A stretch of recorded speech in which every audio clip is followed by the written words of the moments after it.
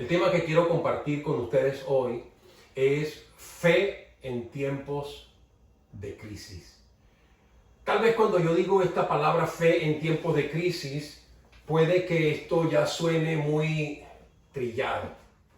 Fe en tiempos de crisis. Reconozco que no fue lo más original, reconozco que no es el título como que, wow, qué novedad, ¿no? Vamos a hablar de fe en tiempos de crisis. Pero es que la verdad es que si hay algo importante que nosotros necesitamos es entender la urgencia ahora en estos tiempos de fe. Y también tenemos que reconocer que estamos viviendo tiempos de crisis profunda. Y yo voy a basar este tema de hoy, de la fe en crisis, en un capítulo bien especial de la Biblia, que es Hebreos capítulo 11. Me encanta Hebreos capítulo 11 porque Hebreos 11, al decir Hebreos 11 todos sabemos que es el capítulo de la fe. ¿Sabe? La Biblia tiene esa bendición tan tremenda. Cuando nosotros vamos a ciertos capítulos ya sabemos y relacionamos qué es lo que Dios quiere hablarnos. Por ejemplo, cuando nosotros decimos el amor, todos sabemos ya que el capítulo del amor es 1 Corintios 13. Ahí ya sabemos. Y si nosotros queremos saber acerca de la resurrección, ya sabemos que 1 Corintios 15 es el capítulo. Bueno, cuando nosotros nos referimos a la fe, evidentemente tenemos que ir hacia Hebreos 11. Hebreos 11 nos presenta una galería de hombres y mujeres de fe que realmente sortearon vicisitudes, tiempos, circunstancias de crisis también. Y yo quiero compartir con ustedes algunas de estas experiencias que se vivieron en diferentes épocas, pero que todos ellos tienen algo en común.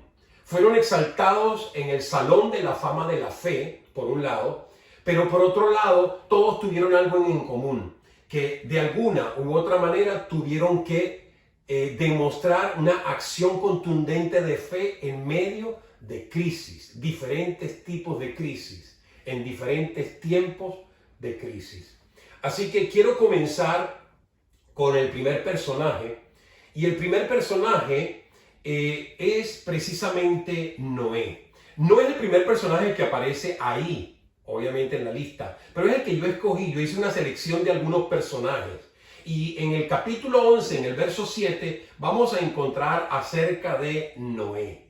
Y dice la Biblia así: por la fe, Noé, advertido sobre cosas que aún no se veían, con temor reverente, construyó un arca para salvar a su familia.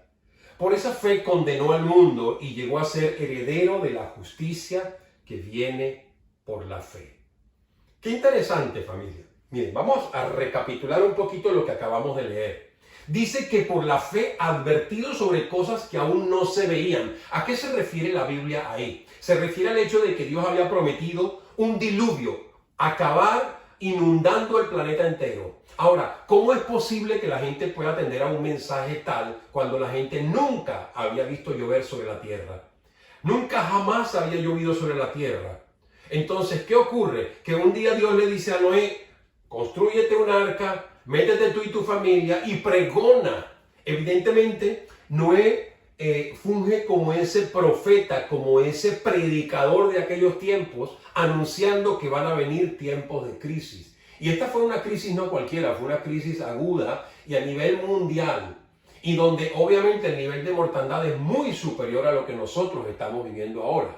Pero a mí lo que me llama la atención es que obedientemente Noé, por la fe, no solamente obedeció, sino que tuvo una acción contundente, empezó a construir un arca.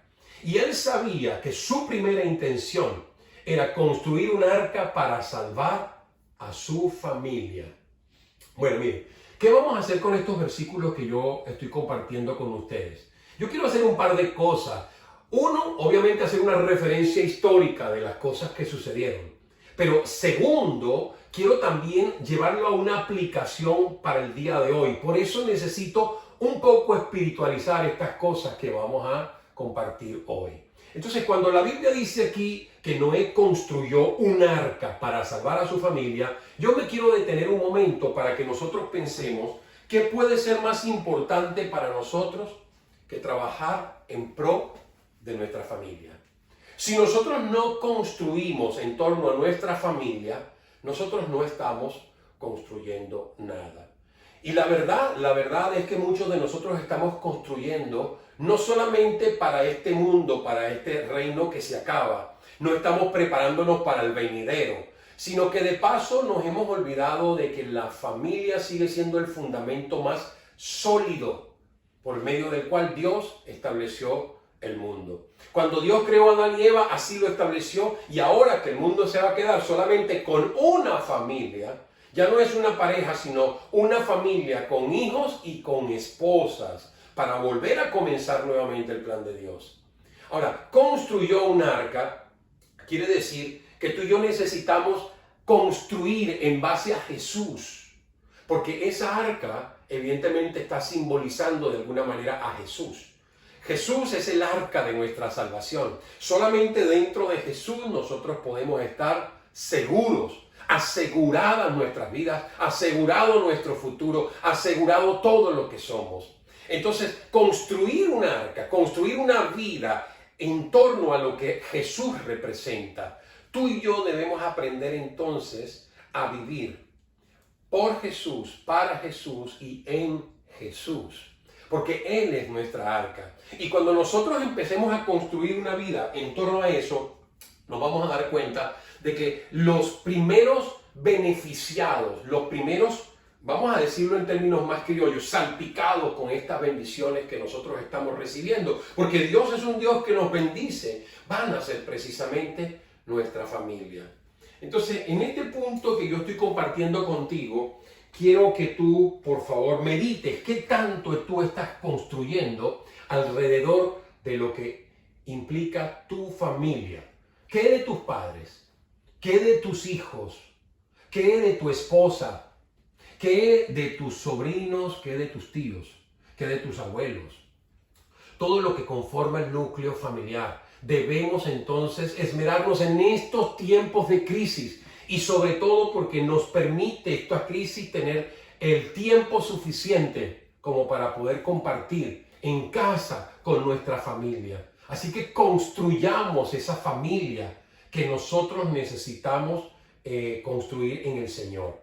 Hay una segunda cosa que yo encuentro y está en la vida de Abraham. Fíjense que escogí a Abraham después de Noé y dice así en el versículo 8. Por la fe, Abraham, cuando fue llamado para ir a un lugar que más tarde recibiría como herencia, obedeció y salió sin saber a dónde iba. Mire qué cosa tan curiosa. En el caso anterior nos dimos cuenta de que nunca había llovido y Noé obedeció creyendo al Señor, creyendo lo que Dios decía. En este caso, cuando le dice a Abraham, sal de tu tierra, obedeció, dice la palabra también Abraham, y Abraham no solamente obedeció y salió, pero él salió sin saber a dónde iba. Ahora, es interesante esta expresión, sin saber a dónde iba. ¿Por qué? Porque muchos de nosotros estamos esperando tener todas las respuestas para empezar a hacer algo. Y cuando uno está esperando tener todas las respuestas para poder hacer algo, no se mueve, no termina de accionar. Yo quisiera que tú entiendas, familia, que es tiempo de que nosotros nos movamos en la dirección que Dios quiere, pero Dios nos va guiando en el día a día. Fíjate que a mí me impresiona mucho la vida de Abraham porque él no sabía dónde tenía que ir, pero él no dijo, yo voy a esperar a que Dios me muestre, y se quedó ahí parado, inerte, no. Él se movió y a medida de que él se movía, Dios lo iba dirigiendo. Esa es la manera en cómo actúa la fe. Pero lo que más me llama la atención de este pasaje es que la Biblia dice que él se movió a un lugar que más tarde se convirtió en su herencia. Y no solamente en su herencia, sino la herencia de todo un pueblo. Es interesante, familia, porque muchas veces tú y yo no sabemos ¿cuándo nosotros vamos a heredar? ¿En qué momento y qué cosas vamos a heredar? Ahora, todos estamos esperando lograr establecernos, pero cuando nosotros nos establecemos y ya nos afirmamos, ese es un momento bien especial. Y la Biblia dice que cuando obedecemos a Dios y nos movemos en base a la fe, en base a creerle a Dios y a su palabra. Eso es movernos en fe. Entonces Dios nos va guiando y eso es lo que la recompensa que Dios nos da, una herencia por nuestra obediencia. Fíjense que no es casualidad que la obediencia tiene mucho que ver con la mansedumbre. Y cuando usted lee, por ejemplo, en las bienaventuradas, bienaventurados los mansos, porque ellos, ¿qué dice la Biblia? Heredarán la tierra. Tendrán la tierra por heredad. Entonces yo quisiera que tú pienses por un momento qué tanto tú estás trabajando en pro de establecerte, afirmar tu vida. Ok, ya trabajamos con nuestra familia, entendimos por lo menos que la clave de todo esto es la familia. A la familia la tenemos que llevar a un punto en donde nosotros podamos establecernos y poder decir, aquí está nuestra herencia como familia. Pero ahora fíjense lo que interesantemente vamos a encontrar más adelante.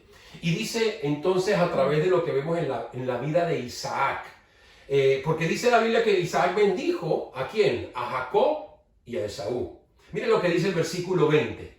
Por la fe Isaac bendijo a Jacob y a Esaú, previendo lo que les esperaba en el futuro. Wow. Esto es otro pasaje tremendo y no lo podemos leer simplemente a vuelo de pájaro. Tenemos que meditar profundamente lo que aquí está diciendo. Isaac dice bendijo a Jacob y Esaú. ¿Quiénes eran Jacob y Esaú respecto de Isaac? Sus hijos. Es decir, que ahora sí empiezo a mostrarte que específicamente, sí es fácil hablar de familia, pero hoy en día el concepto de familia está tan trastocado, está tan cambiado, que no podemos nosotros basarnos en los conceptos que hoy en día se manejan como familia. Pero quiero mostrarles que en los conceptos de familia, además de un hombre y una mujer, como la Biblia lo establece, dice que los padres ahora tienen hijos. Y este padre, Isaac, dice que bendijo a Jacob y a Esaú. Lo que me llama la atención poderosamente de esto es que los bendijo y usted sabe la historia si la ha leído en la Biblia. Jacob y Esaú tuvieron problemas tremendos. Ellos fueron como hermanos, unos hermanos que tuvieron muchas dificultades. Jacob cargó con una carga muy pesada. ¿Por qué? Porque él tuvo que lidiar con esa diferencia con su hermano. Usted tiene que leerlo en la Biblia. Hubo una situación de hermanos bien tremenda ahí. Sin embargo, Isaac tiempo atrás ya había bendecido. Qué bueno por aquellos padres que previendo los tiempos malos bendicen a sus hijos. No sé si te estás dando cuenta del punto al que yo quiero llegar. Nosotros no tenemos que esperar a que lleguen los momentos malos para empezar a reaccionar. Nosotros tenemos que prever, como lo dice ahí, previendo los tiempos malos que iban a venir.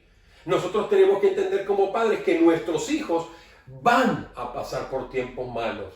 Pero aquello que los va a poder sostener a ellos en esos tiempos malos va a ser la bendición de Dios. No hay otra familia. Solamente cuando Dios bendiga a tus hijos es cuando entonces ellos van a poder sortear las crisis que puedan estarse sobreviniendo en cualquier momento de sus vidas. Y lo interesante es que así ocurrió. Ocurrió de esa manera tan tremenda. Ellos, por más dificultades que tuvieron, después, gracias a Dios, lograron reencontrarse y arreglaron sus diferencias como hermanos.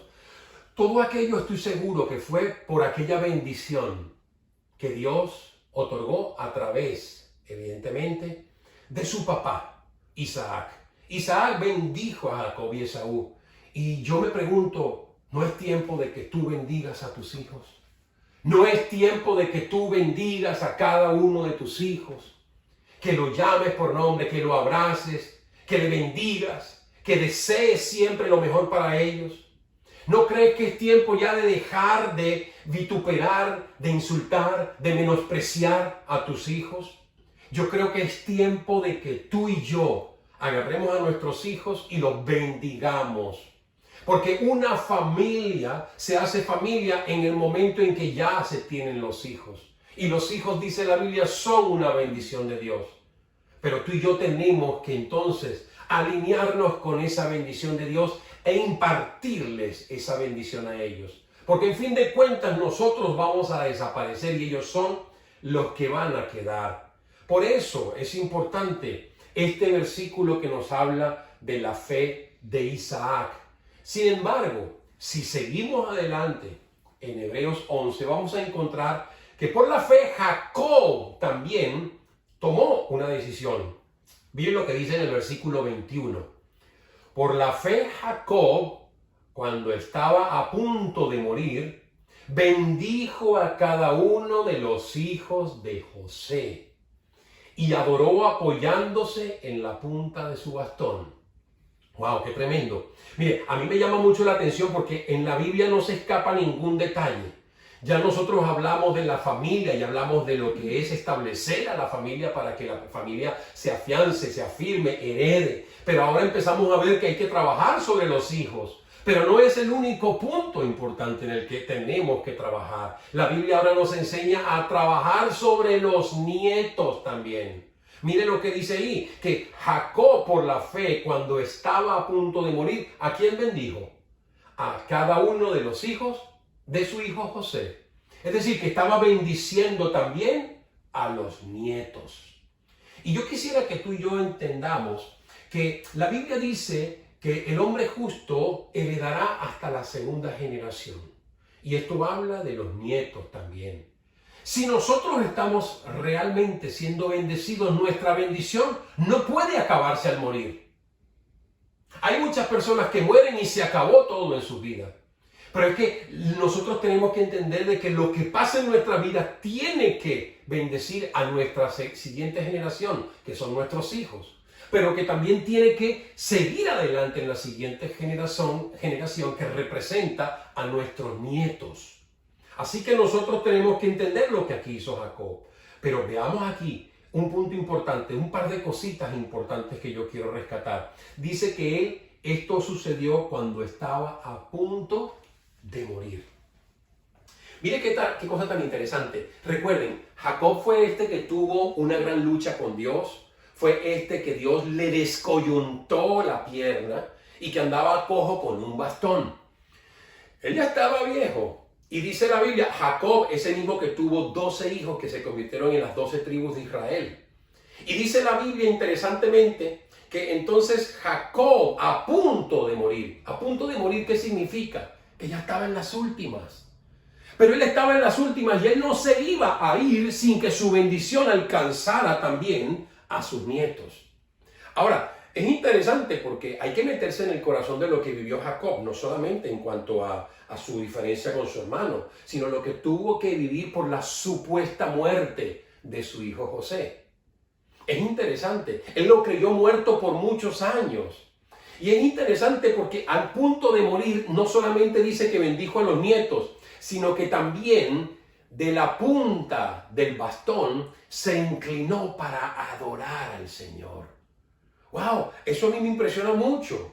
¿Por qué? Porque ese bastón representaba el recordatorio continuo de que Dios había descoyuntado su pierna y que su caminar nunca jamás sería igual.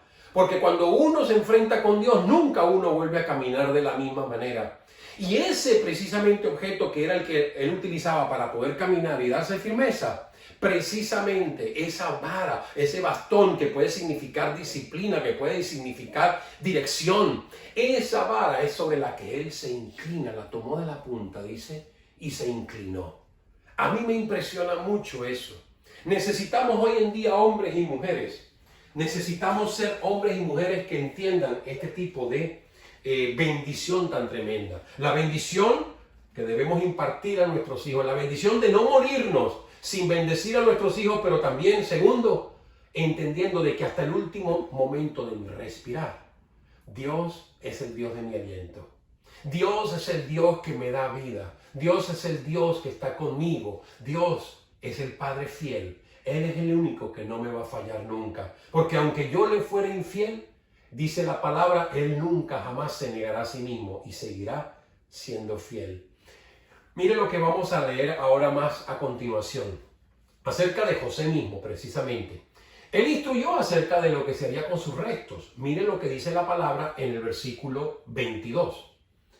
Por la fe, José, al fin de su vida, óigame, también ocurrió algo similar, al fin de su vida, se refirió a la salida de los israelitas de Egipto y dio instrucciones acerca de sus restos mortales. Es interesante, familia, es interesante lo que ocurrió a través de toda esta generación de hombres de fe. ¿Y qué es lo que debemos aprender a repetir nosotros? Porque nosotros no estamos llamados a algo diferente, estamos llamados a repetir. ¿A repetir qué? La fe. ¿A repetir qué? Las acciones. ¿A repetir qué? La obediencia. ¿A repetir qué? En el creer y en el confiar en que cualquiera que sea la situación, Dios tiene el control. Ahora, es obvio que José no se llegó a imaginar con detalles todo lo que viviría el pueblo de Israel. Porque cuando él está todavía muriendo, él es el gobernador de Egipto. Y en el momento en que estos israelitas tienen que tomar sus restos para llevarlos a Canaán, esto es ya algo que pasó años y años, aunque en total estuvieron 430 años, no fueron exactamente 430 años los que fueron esclavos. Pero el pueblo de Israel se convirtió de ser un pueblo de nobles y de escogidos por ser familia de José a un pueblo de esclavos. Y estuvieron mucho tiempo como esclavos. Pero lo interesante es que en la vida de José se exalta esa fe tan tremenda, que él, sin saber lo que pudiera llegar a pasar, él sabía que esos restos de él que estaban en Egipto, que un día ellos tendrían que salir de Egipto. ¿Por qué? Porque José había sido instruido. Él había sido instruido acerca de que Dios le había llamado a Abraham a la tierra prometida, que en este caso es Canaán. Así que el Dios de Abraham, de Isaac y de Jacob, Abraham, Isaac y Jacob, los antecesores de José, todos ellos habían transmitido esta información, que Dios tenía planes con su pueblo de llevarlos a Canaán. Así que de alguna manera José sabía que no se iban a quedar toda la vida en Egipto y que entonces Dios los llevaría, evidentemente, a Canaán. Y entonces fue cuando él dice, instruyó acerca de sus restos mortales. Pero más allá de eso también yo quisiera darle una aplicación a esto. Tú te mueres. Y déjeme decirle una cosa, indefectiblemente todos vamos a morir. Pero la pregunta es, ¿qué va a pasar contigo después de la muerte? Porque en la vida de José, después de muerto, siguió teniendo una influencia tremenda. José tuvo un poder de influencia aún después de muerto. Sus huesos, ojo, no estoy diciendo que sus huesos eran poderosos, por si acaso, pero estoy diciendo que aún sus restos mortales que fueron llevados a Canaán tuvieron influencia sobre el pueblo, porque siempre se recordaba las cosas que Dios hizo a través de la vida de José. ¿Te das cuenta? Ahora yo me pregunto qué tipo de influencia estamos ejerciendo nosotros. Pero más allá de haberla ejercido aquí, ahora mi pregunta es, después de muertos, ¿seguirá nuestra influencia o nuestra influencia se va a acabar? Ahí te dejo esa otra inquietud.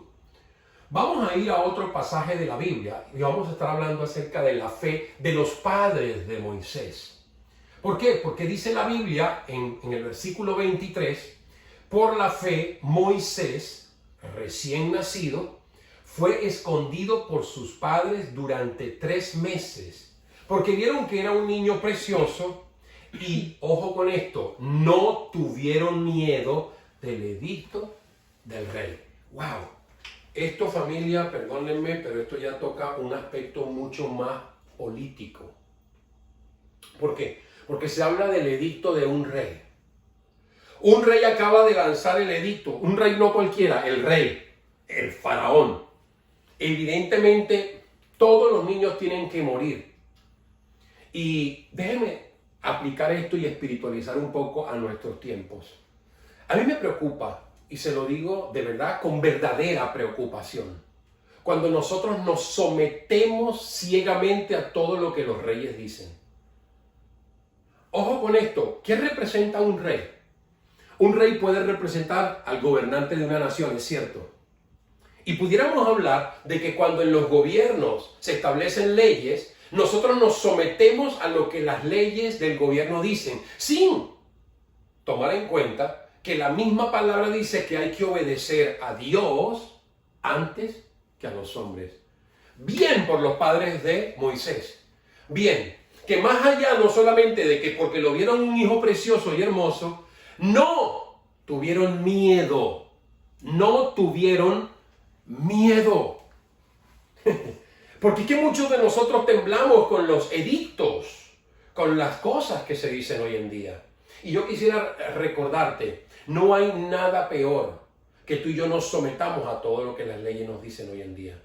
¿Por qué? Porque muchas veces las leyes son contrarias a los principios de la Biblia. Y cuando las leyes son contrarias a los principios de la Biblia, tú y yo debemos obedecer primero a Dios antes que a los hombres. Así que nosotros, por ejemplo, no tenemos por qué entender el aborto como algo normal. Estoy poniendo un simple ejemplo. ¿Por qué? Porque evidentemente no es parte del plan de Dios. Así que podrán decir que está permitido por la ley, pero sin embargo para Dios es una abominación. ¿Sí me hago claro? Ahora, no solamente pensemos en un rey como el gobernante de una nación. Un rey puede ser el papá de uno, porque es autoridad sobre uno. Y si tus padres te instruyen en los caminos de Dios, gloria a Dios. Pero si te están diciendo o instruyendo en otra área, no. Igual ocurre, tu profesor del colegio. El profesor del colegio de nosotros era un rey. ¿Por qué? Porque él representa autoridad educativa sobre nosotros. Sin embargo, yo nunca tuve miedo de creer, de no creer a lo que me enseñaban en el colegio, de que yo, por ejemplo, descendía de los monos. La evolución.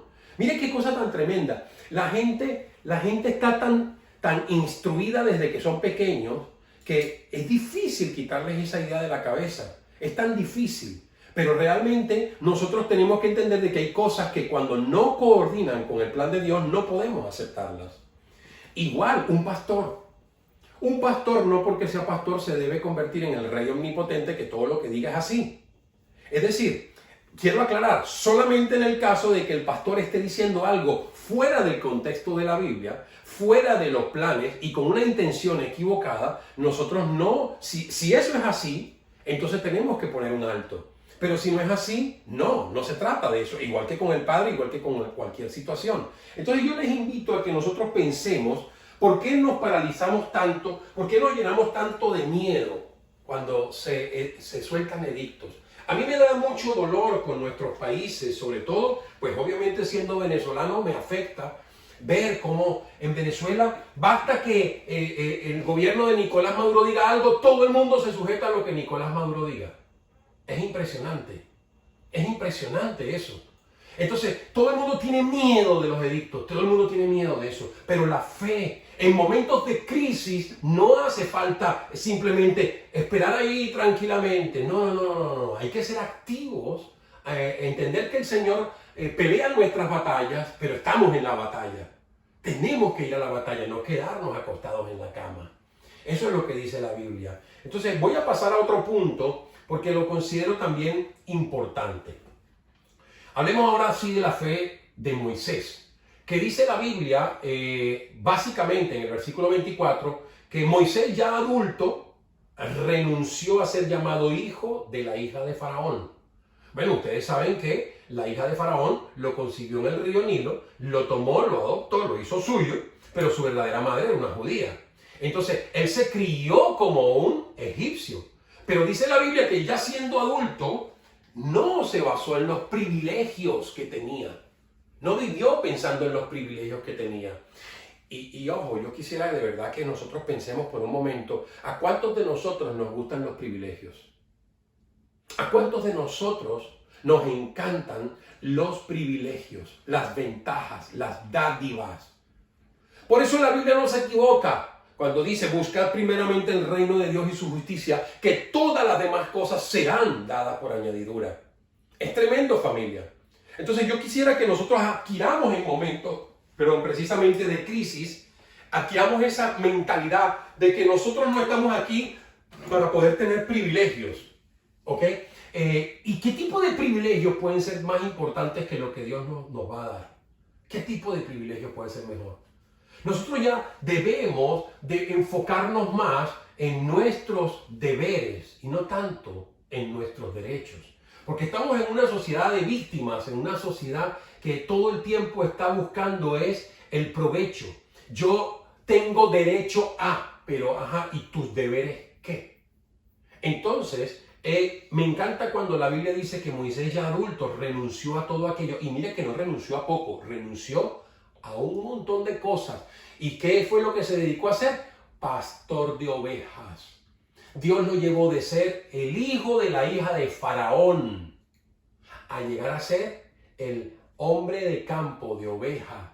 ¿Por qué? Porque Dios lo necesitaba preparar, porque él tenía un pueblo el cual él tenía que dirigir hacia donde Dios quería que lo llevara. Así que es interesante lo que ocurrió a través de todas estas crisis de años y años de generaciones, de cómo Dios por la fe fue trabajando en la vida de las personas. Por eso es que el tema de hoy, fe en tiempos de crisis, cobra, aunque suena muy rayado y muy trillado, cobra importancia cuando leemos la galería de estos hombres y mujeres de fe. Vamos a ver, tenemos tiempo para algo más. Entonces vamos a ver lo que dice la Biblia acerca del pueblo de Dios. Dice que cruzó el Mar Rojo. Pero dice la Biblia en el versículo 29 que por la fe el pueblo cruzó el Mar Rojo como por tierra seca. Pero cuando los egipcios intentaron cruzarlo, se ahogaron. Y me voy a enfocar en un solo punto aquí. La pregunta es, ¿cuántas de las cosas que hacemos nosotros nos hacen diferentes a la gente del mundo? No sé si entendió lo que acabo de decir. Pero aquí dice la Biblia que el pueblo de Israel pudo pasar por lo seco. Pero los egipcios intentaron hacer lo mismo y no lo lograron. La pregunta mía es, más allá de que fue literalmente un mar y más allá de que pasaron literalmente por la tierra seca y más allá literalmente de que el mar los envolvió a los egipcios, yo quisiera preguntarte cuántas de las cosas que hacemos nosotros en medio de todas estas crisis, porque era una crisis bárbara, atrapados entre la espada y la pared, entre el mar y la muerte, los egipcios con sus espadas y el mar de frente. ¿Cuántos de nosotros hacemos cosas o permitimos que Dios haga cosas, mejor dicho, y que nosotros entonces podamos marcar una diferencia entre la bendición de Dios y el que no tiene la bendición de Dios? Y ojo con eso, reflexiónalo, porque tú y yo necesitamos marcar una diferencia, que por donde nosotros intentemos cosas, las logremos por el Señor, más allá de que los demás cuando las intentan lograr, no lo van a poder hacer. ¿Por qué? Porque se tiene que notar que la mano de Dios está con nosotros. Espero que en su corazón haya salido algún amén al respecto de lo que acabo de decir. También dice acerca del pueblo de Israel otra cosa. Dice que vio caer los muros de Jericó. Vamos al versículo 30 y dice, por la fe cayeron las murallas de Jericó después de haber marchado el pueblo 7 días a su alrededor. 7 días después de haber marchado. Qué interesante. Oye, ¿tú te imaginas lo que es 7 días dándole la vuelta? 7 días dándole vuelta y parece que nada ocurre. La desesperación no es amiga de los tiempos de crisis. La impaciencia no es amiga de los tiempos de crisis. Si hay algo que nosotros debemos hacer entonces es llenarnos de la presencia del Señor. ¿Por qué? Porque solamente el fruto de su espíritu, dice la Biblia, es paciencia. La paciencia es clave para que nosotros podamos soportar cualquier tipo de crisis. Pero la victoria que se va a ver en medio de esa paciencia y de esa determinación, de ese marchar hacia adelante, eso va a marcar una diferencia tremenda porque las murallas se van a caer. Así que imagínense, con Dios se hace camino donde no lo hay en el mar. Con Dios, las murallas que se levantan delante de nosotros para poder conquistar lo que Dios dijo que era nuestro, se van a caer delante de nuestros ojos porque Dios lo va a hacer. Qué interesante. Pero ocurrió un detalle bien interesante y con esto vamos a terminar. Hubo una mujer llamada Rahab y ella recibió un par de espías y dice así el versículo 31. Por la fe, la prostituta Rahab no murió junto con los desobedientes, pues había recibido en paz a los espías. Ahora, usted me dirá, wow, una prostituta. Yo no voy a ahondar mucho en esto porque primero el tiempo no nos ayuda y segundo no es parte de mi tema. Pero Rahab no solamente dice que era prostituta, ahí se dejan de mencionar algunas cosas importantes, como por ejemplo, fue una tatarabuela de Jesucristo. Es interesante. una mujer cananea, una mujer prostituta. Fue uno de sus antepasados, ¿ok? Eso es interesante. Pero yo no voy a hablar de Rahab. Parece mentira, pero yo voy a hablar de los dos espías. ¿Por qué? Porque ella atendió al mensaje que los dos espías le dieron. Cuando tuvo un encuentro con esos dos espías, los dos espías aprovecharon seguramente, aunque la Biblia no menciona detalles, se sabe que la mujer tuvo que haber escuchado el mensaje que estos espías tenían y creyó. ¿Creyó? Eso es fe. Eso es fe, que cuando nosotros podamos tener la palabra del Señor por delante, la gente pueda creer en nuestro mensaje. ¿Pero por qué? Porque los espías iban con una palabra y los espías iban de parte de Dios. Dios había comisionado a esos dos espías a través de Josué. Entonces, qué interesante lo que nosotros, a través de Josué, a través de Moisés, porque fueron en dos ocasiones en las que hubo espías. Lo interesante de todo esto, familia, es que no hay prostituta, no hay ladrón, no hay borracho que sea un impedimento para que nosotros podamos compartir nuestra fe. Nosotros no podemos seguir seleccionando a quién le hablamos y a quién no. No podemos seguir discriminando a los ladrones, a los drogadictos, a las prostitutas, a los homosexuales, a cualquier género, a cualquier persona. ¿Por qué? Porque todos ellos son el objeto de nuestra predicación. ¿Que habrá momentos en los que hay que actuar como espías? Claro que sí. Pero no podemos seguir siendo agentes secretos del cristianismo. Eso sí estamos seguros. Hay un momento para hablar claramente, pero cuando no puedo hablar claramente, hablaré como espía. ¿Sí me entiende? A eso quiero llegar.